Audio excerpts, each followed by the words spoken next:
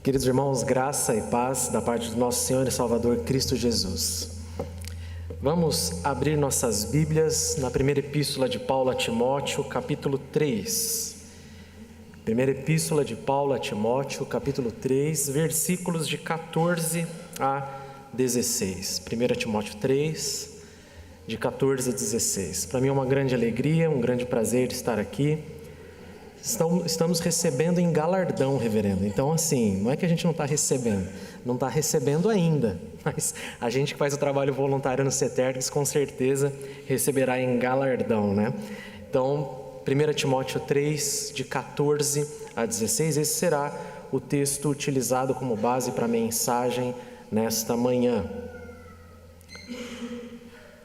Acompanhe a leitura que eu farei desse texto, diz assim: Escrevo-te essas coisas esperando ir ver-te em breve, para que, se eu tardar, fique ciente de como se deve proceder na casa de Deus, que é a igreja do Deus vivo, coluna e baluarte da verdade. Evidentemente, grande é o mistério da piedade. Aquele que foi manifestado na carne, foi justificado em espírito, contemplado por anjos, pregado entre os gentios, crido no mundo, recebido na glória. Até aqui. Vamos orar? Senhor, nós te damos graças pela oportunidade que temos de te cultuar neste dia. Agora, Senhor Deus, que vamos ouvir a tua palavra, que o Senhor nos dê coração disposto, aberto, para que ela seja semeada com fidelidade em nosso coração. E então, ó Pai, haja frutos de fé e obediência na nossa vida. Essa é a nossa oração em nome de Cristo. Amém. Queridos irmãos, falar sobre educação teológica dentro de uma igreja presbiteriana é muito fácil e é muito simples. É muito fácil e é muito simples porque dentro das nossas igrejas presbiterianas, dentro do nosso sistema, que é toda de tradição reformada, nós temos apreço pela educação teológica. Nós entendemos a importância da educação teológica. Mas mesmo assim pode ser que entre nós haja pessoas que não pensem da mesma forma. Por exemplo, quando eu pastoreava lá em São Paulo ainda, uma vez alguém chegou para mim e falou assim: pastor, o senhor soube? E ele estava estudando a respeito, né? Então é aquilo que a pessoa estuda e já vai soltando assim, sem muita reflexão. Ele disse assim: pastor, o senhor soube que a teologia sistemática está em crise? Aí eu, nossa... A teologia sistemática está em crise? Eu não estou sabendo, eu estava estudando teologia sistemática no mestrado. Falei, olha, eu não estou sabendo, por que a teologia sistemática está em crise, né? Aí ele disse assim, não, porque a teologia sistemática quer estudar a Deus, e Deus não é objeto de estudo. Aí eu, totalmente errado, você não sabe do que você está falando. Falei, a teologia sistemática não procura estudar a Deus, porque verdadeiramente Deus não é objeto de estudo. Já parou para pensar a respeito disso? A teologia não procura estudar a Deus, porque Deus não é objeto de estudo, e isso é verdade. A teologia procura estudar a revelação especial de Deus, porque a revelação que Deus fez de si mesmo é objeto de estudo. Se ele tivesse estudado um pouquinho de teologia sistemática no CETERGS, ele saberia disso. Se ele tivesse aprendido que a nossa teologia ela é éctipa e não arquétipa, olha que bonito o termo, né? Tá vendo? Se ele tivesse aprendido isso, que a nossa teologia ela é fruto de uma reflexão a partir da revelação especial de Deus, e por causa disso Deus pode ser conhecido, ele saberia que a teologia sistemática jamais entraria em crise, assim como qualquer outra área da teologia. Porque a teologia não estuda a Deus, ela estuda a revelação especial que Deus fez de si mesmo, que está registrada em sua palavra. E a palavra de Deus é objeto de estudo. E a partir do estudo da palavra de Deus, nós podemos conhecer melhor a Deus e o que Ele faz e quem Ele é. É assim que se desenvolve um pensamento teológico. A ideia de que nós não vamos nos debruçar em nossos laboratórios para tentar encontrar quem é Deus a partir de dados da natureza, por exemplo. Nós vamos estudar a Escritura, porque ela é a palavra de Deus, inerrante, infalível, inspirada. E Deus se revelou através dela. E é essa revelação especial da parte de Deus que nós temos o dever de estudar. Então, a educação teológica, ela na verdade é um dever da igreja, porque ela é uma reflexão que faz com que a saúde da igreja possa ser mantida. Veja, o texto em que nós acabamos de ler, aqui em 1 Timóteo capítulo 3, ele é considerado como se fosse uma dobradiça. É um texto que faz conexão com aquilo que vem antes e com aquilo que vem depois, dentro da epístola de Paulo a Timóteo, essa primeira epístola. E é interessante você perceber que esse texto aqui, ele vai dar base para nós compreendermos o papel da teologia dentro da igreja. O papel da teologia dentro da igreja tem dois principais, e esse estudo que é feito no texto que nós temos à nossa frente, ele é derivado do contexto no qual ele está participando. Por quê? Porque o apóstolo Paulo, quando escreve esses pequenos versos que estão à sua frente, ele está querendo conectar tudo que veio antes, a partir do capítulo 2 da epístola de Timóteo, e agora com o que vem depois, a partir do capítulo 4. E se você ler com atenção a epístola de Timóteo, você vai perceber que o apóstolo Paulo estava instruindo Timóteo a como proceder dentro da igreja, com a liderança da igreja, com as coisas da igreja. Então, aquilo que a teologia faz no meio da igreja, para que a saúde espiritual da igreja seja mantida, em primeiro lugar, é instrução. A teologia serve para que nós organizemos as nossas ideias, organizemos as nossas crenças à luz da palavra de Deus e possamos ser instruídos para que a igreja, então, ela tenha aquilo explicitamente no que crê. Eu não sei se você já percebeu, mas também há um tipo de crítica às doutrinas que nós esposamos, quando, por exemplo, pessoas dizem assim: pastor, olha, eu não quero saber de teologia não, eu quero é amar Jesus. Olha, esse negócio de teologia para mim, sabe, pastor, eu acho tudo muito complicado, mas assim, eu quero amar Jesus, eu quero amar a Deus, eu quero servir a Deus. Pois bem, meu querido irmão, sem teologia você não vai fazer isso da forma como Ele deseja. Você vai precisar de algum tipo até que rudimentar de teologia para poder servir a Deus, porque você vai precisar apresentar crenças a respeito de Deus para poder servi-lo. Se eu te perguntar quem é Deus para você, e você começar a responder para mim, seja a resposta que for, eu posso ter certeza de uma coisa: você está começando a fazer teologia. Se eu te perguntar o que Jesus fez por você no Calvário, mesmo que você só cite textos bíblicos para mim, e eu te perguntar: você consegue me explicar um pouquinho?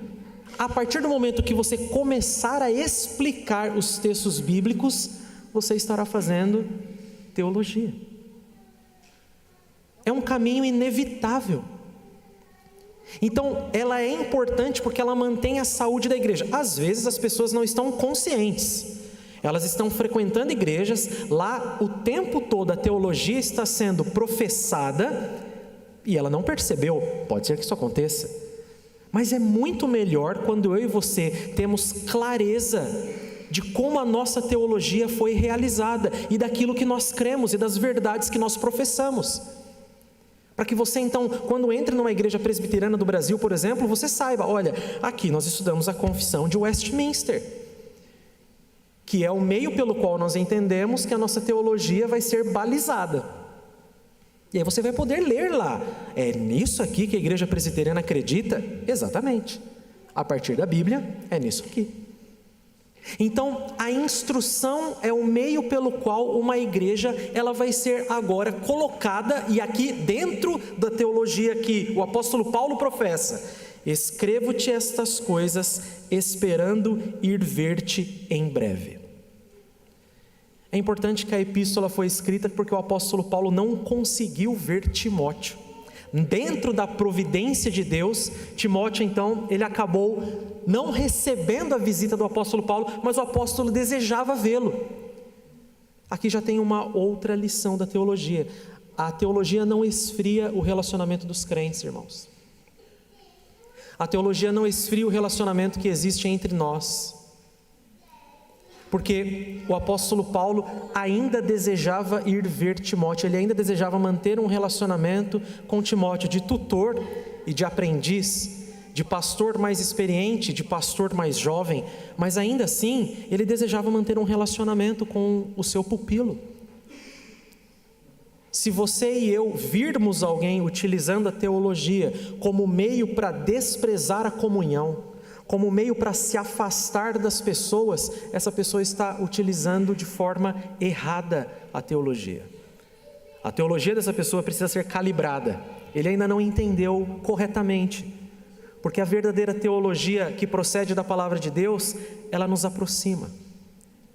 O apóstolo Paulo desejava ir ver Timóteo, mas ele escreve essas coisas para que Timóteo pudesse então organizar a igreja de Éfeso, instruir a igreja de Éfeso, que é aquilo que veio antes do texto que nós lemos. E a teologia também tem um propósito que nós chamamos de apologético, que é o propósito de combater falso ensino, que é o que o apóstolo vai falar depois do texto que nós lemos, a partir do capítulo 4. A teologia então instrui a igreja para que ela possa conhecer a Deus e agir de acordo com a palavra, mas a teologia também combate os falsos ensinos, combate as heresias que podem surgir dentro da própria igreja, mas também que podem aparecer fora da igreja e influenciar a igreja. Então o apóstolo Paulo diz: olha, eu quero continuar mantendo um relacionamento com você, Timóteo. Eu quero continuar vendo, eu quero continuar estando perto de você. A teologia não afasta crentes, a teologia aproxima as pessoas. Ela faz com que eu e você tenhamos esse prazer de conviver uns com os outros para a comunhão. Se algum dia alguém já utilizou a teologia de outra forma, essa pessoa fez de maneira errada. Porque mesmo assim o apóstolo Paulo, olha, eu gostaria de ver-te em breve. E aí ele coloca o propósito, 15, para que, se eu tardar, ou seja, ele dependia completamente da vontade e da providência de Deus. Ele desejava estar perto, mas obviamente que por causa das circunstâncias do seu próprio trabalho, e não é que nem hoje, você manda um zap para a pessoa e fala, eu estou chegando em 2 horas. Não é assim. A comunicação era por cartas, e você não sabia muito bem o que tinha acontecido com outra pessoa. Mas ele diz, se eu tardar, instrução, fiques ciente de como se deve proceder na casa de Deus, que é a igreja do Deus vivo. Aqui o apóstolo Paulo usa essa figura do Antigo Testamento para falar a respeito da igreja. É interessante que no Novo Testamento é usada a figura de um prédio, a figura de um edifício, de um templo físico, para falar a respeito de realidades espirituais. Para dizer que na verdade a igreja é a comunhão dos santos, são as pessoas que estão lá que fazem o que é a igreja. Mas há uma analogia com um edifício, com um prédio. E o apóstolo Paulo pega essa ideia para combater já heresias e coisas perniciosas que haviam na própria cidade de Éfeso. Somente a igreja de Cristo é do Deus vivo. Todos os outros ídolos são falsos e mortos. Somente nós adoramos o Deus vivo. Na cidade de Éfeso havia vários templos para vários tipos de deuses. Não só na cidade de Éfeso, mas ela era uma das grandes cidades daquele momento. Uma das cidades mais populosas, uma das cidades mais cosmopolitanas, por exemplo. E lá havia vários templos para vários deuses, e principalmente o do templo da deusa Diana, que era o templo onde eram colocados os pagãos para realizar orgias em nome da deusa Diana, utilizando a bebida alcoólica para que as pessoas pudessem então, nesse momento, fazer adoração a essa deusa dessa forma, com prostitutas cultuais que lá haviam. Era isso que estava cercada a igreja de Éfeso naquela época. Se você parar para pensar, nós também não temos muita diferença cultural para aquelas pessoas, irmãos. Nós temos diferença cronológica, mas os pecados que envolviam aquela sociedade são os pecados que envolvem a nossa sociedade. Se você perguntar para qualquer jovem que não conhece a Deus o que ele mais deseja da vida dele, é tomar uns tragos e ficar com algumas mulheres. Era isso que se fazia dentro dos templos da igreja da deusa Diana, de forma oficializada. Os pecados dos homens não mudam, irmãos. Mudam-se as circunstâncias, mas os pecados dos homens não mudam. E a igreja precisa se levantar para combater essas coisas, porque só ela é do Deus vivo. Todos os outros deuses estão mortos, são falsos. Só nós pertencemos à igreja do Deus vivo. Nós somos a casa de Deus. Deus habita em nós e conosco. O apóstolo Paulo pega a imagem do templo do Antigo Testamento e diz: olha, igreja, nós somos. E é importante nós sabermos disso. Nós somos em comunidade. Nós somos na coletividade, casa do Deus vivo.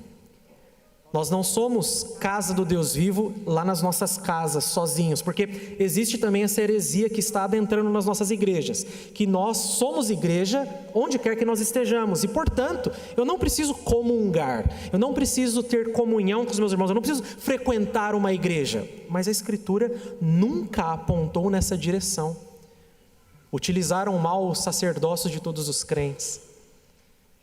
É papel da igreja colocar-se então com a educação teológica a partir das Escrituras para dizer: olha, meu irmão, você deveria frequentar a igreja. Eu não preciso da igreja, então você não precisa de Deus. Se você disser para mim que você não precisa da igreja, você está dizendo que você não precisa de Deus. É isso que você está afirmando. Porque a Escritura faz uma identificação entre o povo de Deus e a presença de Deus com o seu povo. A presença de Deus na reunião do seu povo. Não é que nós nos tornamos igreja só quando nós estamos aqui, mas é que Deus se manifesta sobrenaturalmente, mais poderosamente, nos meios de graça, através da reunião da igreja, através da reunião do seu povo. E há uma necessidade de nós estarmos juntos. Mais uma vez, teologia não nos afasta da comunhão. Se algum dia você já viu ou ouviu a esse respeito dessa forma, você entendeu completamente errado. Aquela pessoa que disse aquilo entendeu completamente errado. A teologia aproxima os crentes. A verdadeira teologia aumenta a nossa comunhão. E aí, o apóstolo Paulo dá então duas designações, dois adjetivos para essa igreja. Ela é coluna e baluarte da verdade. Mais uma vez utilizando uma linguagem aqui de um prédio, de um templo. Coluna é verdadeiramente como uma coluna que nem essa. Uma coluna redonda, grande, que liga uma parte à outra e que sustenta um templo. E a palavra baluarte é uma palavra que só aparece aqui no Novo Testamento todo. É uma palavra que significa base, fundamento. Então o apóstolo Paulo, quando diz que a igreja é coluna e baluarte da verdade, ele está querendo dizer que a igreja é como se fosse um templo erigido no mundo, em que as pessoas olharão para ela e reconhecerão a verdade. Por isso então é que ela instrui os crentes e combate as heresias. Porque quando as pessoas olharem para a igreja, elas precisam ver a verdade sendo exposta. Assim como as pessoas passam na rua e olham o templo da igreja presbiteriana de Canoas, elas sabem, está aqui, erigido. Elas veem, elas enxergam. Da mesma forma, de maneira espiritual, a igreja é aquela que mantém a verdade no mundo. Não porque ela cria a verdade, mas porque ela preserva a verdade. Porque é a partir dela que a instrução aos crentes e o combate à falsidade é feito. Então as pessoas poderão olhar para ela e dizer assim: aqui há uma igreja que combate os erros e que instrui as pessoas na verdade, que é a palavra de Deus. A igreja está fundamentada na Escritura, mas ela serve como um farol para o mundo, para que as pessoas enxerguem como nós cristãos precisamos agir e proceder, e como nós vamos combater aquilo que é errado, aquilo que é falso. Então o apóstolo Paulo diz, olha, assim como há templos na cidade de Éfeso, e você olha e identifica esses templos, aqui é templo de tal coisa, ali é templo de tal Deus, a igreja é o templo do Deus vivo, que está erigida para que a verdade possa ser transmitida ao mundo. Querido irmão, como nós, enquanto igreja, estamos trabalhando para que isso aconteça? Como nós estamos envolvidos nessa tarefa? Veja, em primeiro lugar, você como parte da igreja, quando é instruído pela verdade, você pratica a verdade que você foi instruído? Porque às vezes pode acontecer de que nós estamos aqui, conhecemos as verdades do Evangelho, conhecemos as verdades da palavra, mas nós não os colocamos em prática. Nós sabemos, mas não vivemos. E as Escrituras, elas são uma palavra de vida, não só de conhecimento intelectual, assentimento intelectual. Isso é parte do processo, mas é necessário que nós vivamos. Quando você é assaltado por falsa doutrina, quando você é assaltado por heresias, você consegue então defender-se com a verdade? Na nossa aula de escola dominical depois nós vamos tratar um pouquinho a respeito disso.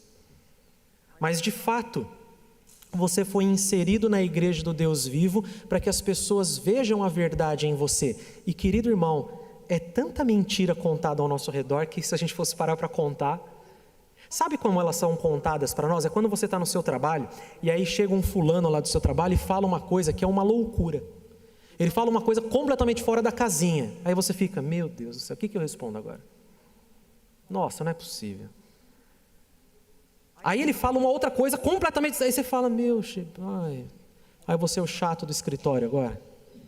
É quando alguém na sua família fala alguma coisa e coloca o nome de Deus, e coloca o nome da igreja, e coloca o nome de Jesus, e você, pois é, né?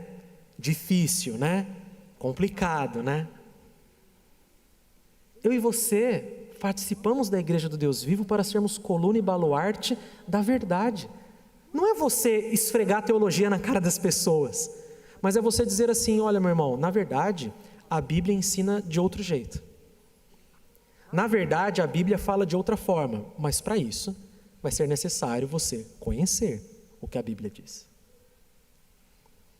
É claro, não espera que você tenha o conteúdo teológico de um doutor em teologia. Não é isso. Mas é que as verdades básicas do Evangelho estejam no seu coração de tal forma que você consiga detectar as mentiras, as heresias e consiga expressar em verdade da palavra. E consiga dizer às pessoas, olha, não é isso que a Bíblia diz. Coluna e baluarte da verdade. A verdade vai ser sustentada na sua vida, porque você faz parte da igreja do Deus vivo. Porque você tem a verdade nas suas mãos. Como anda o nosso testemunho como coluna e baluarte da verdade? De forma coletiva, como eu mencionei, é fácil. Nós temos um instituto bíblico, nós temos as nossas aulas de escola dominical, nós temos o púlpito, e aqui a palavra é pregada. Mesmo alguém tendo muita afeição pela teologia sistemática, jamais vai chegar para um púlpito e dizer para você, abra a dogmática de Bavinck na página tal que nós vamos ter uma mensagem hoje. Ninguém vai fazer isso com você. Por mais apreço e importância que nós saibamos que a teologia tenha, o nosso fundamento é a palavra. Ela é a verdade, é ela que sustenta as nossas vidas e sustenta a igreja. Mas a igreja demonstra a verdade para o mundo. Ela é coluna e baluarte da verdade. E aí então o apóstolo Paulo termina no 16. Evidentemente, grande é o mistério da piedade. Aquele que foi manifestado na carne, foi justificado em espírito, contemplado por anjos, pregado entre os gentios, crido no mundo, recebido na glória. Talvez você olhe para esse texto e pense, puxa vida, não entendi nada. Pois é, eu também não. Vamos fechar as nossas Bíblias? Brincadeira. O fato é que toda teologia precisa nos levar ao Evangelho e à adoração. Toda teologia, toda defesa contra o erro, toda instrução para os crentes, toda teologia precisa nos levar ao Evangelho e à adoração. Senão o seu propósito não foi cumprido.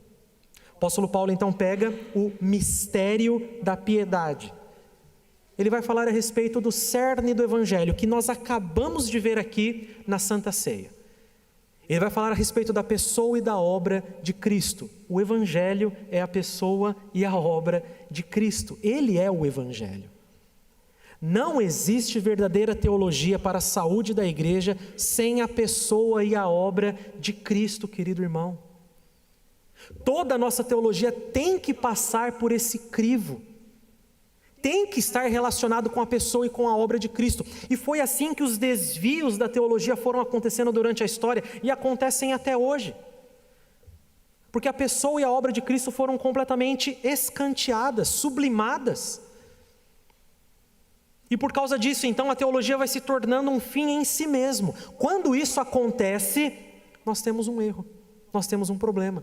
Por mais bela, concatenada que seja essa teologia, ela é falsa, porque ela se desviou da verdade, ela se desviou da pessoa e da obra de Jesus. Querido irmão, a nossa luta é para que a pessoa e a obra de Cristo sejam evidenciadas em toda a nossa teologia. E não pode haver teologia sem evangelho, não pode. A igreja só pode estar fundamentada na verdade, só pode estar fundamentada na pessoa e na obra de Jesus. E aqui é o que o apóstolo Paulo fala, o que aconteceu com Cristo, é um hino cristológico antigo. Alguns autores vão dizer então, que já naquela época você havia formulações confessionais, que eram tratadas como hinos no meio da igreja. E essas formulações então circulavam nas igrejas, e as pessoas cantavam e adoravam a Deus através delas. Cânticos espirituais, é mais ou menos essa a ideia. A partir das Escrituras. E o apóstolo Paulo fala então, a verdadeira teologia nos leva à adoração. A adoração da pessoa e da obra de Cristo, que é o Evangelho. Então Jesus é aquele que foi manifestado na carne, aí ele tem essas duplas de conhecimento. Manifestado na carne, justificado em espírito. Contemplado por anjos, pregado no mundo. Ou gentios, como está na nossa tradução. Crido no mundo, recebido na glória. O apóstolo Paulo vai sintetizar a obra de Jesus Cristo e da sua pessoa nesses pequenos versos, demonstrando que se nossa teologia não nos levar à pessoa e à obra de Jesus e não nos levar à adoração, ela é falha. Quantas vezes, queridos irmãos, nós somos assaltados na nossa vida por uma teologia muito bela, mas que nos leva para longe de Cristo, e isso acontece. Quantas vezes nós somos apresentados a ideias tão mirabolantes, a ideias tão certeiras e tão logicamente construídas, mas que vão nos levar para longe do mistério da piedade. Veja, mistério não é porque a gente não sabe, né? O mistério na Escritura normalmente é o que estava oculto e foi revelado, então a gente sabe. O mistério da piedade era a obra de Cristo que foi consumada no primeiro século. Aquilo estava oculto até aquele momento, mas foi consumada no primeiro século. Mas verdadeiramente a verdadeira teologia há pontos escuros, há áreas cinzentas, que permanecem assim, porque nós temos a certeza de que a palavra de Deus nos revela o que é suficiente para o nosso conhecimento, mas não tudo aquilo que talvez nós gostaríamos, com a nossa inquirição, saber. Mas tudo que nós sabemos é suficiente. Uma dessas doutrinas, por exemplo, é a doutrina da Trindade. Historicamente, confessionalmente, nós temos poucas palavras a respeito da doutrina da Trindade, mas elas são suficientes para manter a nossa fé. E começar a tentar entrar em meandros dessa doutrina pode não ser frutífero, pode não levar-nos à verdadeira adoração, pode não levar-nos à pessoa e obra de Cristo. Então, por causa disso, nós calamos quando a Escritura se cala. Veja, queridos irmãos, a igreja como coluna e baluarte da verdade no mundo mostra, prega, testemunha a respeito da pessoa e da obra de Jesus e o adora. Esse é o papel da teologia que mantém a saúde da igreja. Uma educação teológica que fuja disso estará, na verdade, adoecendo a igreja. Qualquer educação teológica que não tenha a pessoa e a obra de Jesus e não tenha a adoração como propósito, estará fugindo da verdadeira teologia que procede da palavra de Deus. É essa teologia que instrui os crentes a como aprender a viver na igreja e no mundo e que combate os falsos erros, combate as heresias. Faz isso no poder do próprio Deus, confiando que é o próprio Deus que vai defender a sua causa, mas a instrumentalidade é a igreja.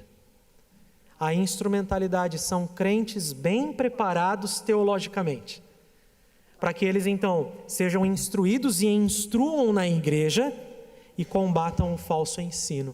Para quê tudo isso? Para que a obra de Cristo seja evidenciada, para que a sua pessoa seja adorada, porque esse é o propósito pelo qual a educação teológica existe e que vai manter a saúde de uma igreja. Deus assim nos abençoe. Amém.